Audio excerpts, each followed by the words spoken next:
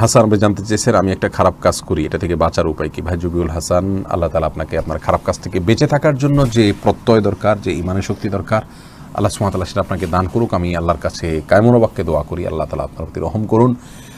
আর আপনি যে ভালো হতে চাচ্ছেন, এটা কিন্তু আপনার আল্লাহ সুবহানাহু ওয়া তাআলার রহমত আপনার প্রতি, আল্লাহ তাআলার অনুগ্রহ আপনার প্রতি, আল্লাহ তাআলা আপনাকে টানছেন কাছে।